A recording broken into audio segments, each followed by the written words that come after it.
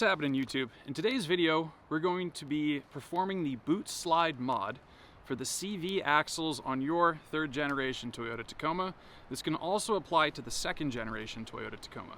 So why are we doing this? Well, the reason is that when you lift a truck, whether it's block and spacer or a suspension lift, what's going to happen is your CV axles are going to go from almost a flat operating angle to this. And when that happens, the rubber boots on your CV axle are going to start to compress.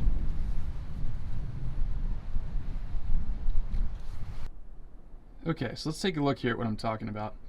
Here's the inside of the CV axle, and you can see that those fins down at the bottom are all touching. That's not good. So what we're going to end up doing is we're going to take off this old clamp here. We're going to slide the boot out, probably right about to where I have my new clamp just kind of hanging. And what that's going to do is it's going to pull these fins apart, and therefore they won't touch and they won't rub. Now, looking at mine, thankfully I don't have any kind of failure happening there yet because I only recently installed my fresh Ironman foam cell yada yada lift on here. But if I were to let this go for a couple thousand miles, that's when guys have typically started to see that failure, and we don't want that to happen. On the outer side of the CV axle, you can see the top is touching. Same deal there. I don't have any failure yet, but I want to prevent that from happening. So what I've done is I've gotten myself a stainless steel hose clamp there. I test fitted it and tightened it down before I removed the old ones. And that's really important because if your hose clamp doesn't fit, let's say this is too loose or whatever, and you take that off, you can't reuse these. These are one-time use little clamps here. So once you take them off, you have to put something back on there. You can't drive around with your boot unclamped. It's going to damage your axle pretty quickly.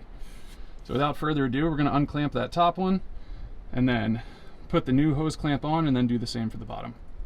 All right, so I ended up using a screwdriver and then a flat needle nose, whatever you'd call that thing, to get this pulled off. Once you get it moving, it actually comes off pretty easily. Just pull the rest of it off, and then we're going to move our boot.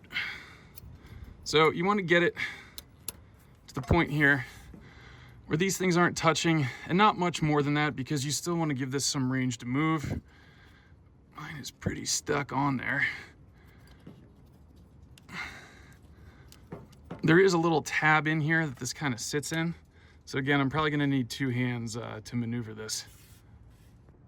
All right, so as you can see here, I've gone ahead, taken that hose clamp off, and slid this out a little bit. Again, please note, I didn't do anything drastic here. All you want to do is give yourself enough room so that these little fins here on the bottom aren't touching one another. Mine have maybe, I'd call that a 1/4 inch. So nothing crazy, because the whole point of these boots is that they need to be able to move still. So if you stretch this out all the way, you're not going to have any sort of down travel, up travel. And then what's going to happen is they're going to tear.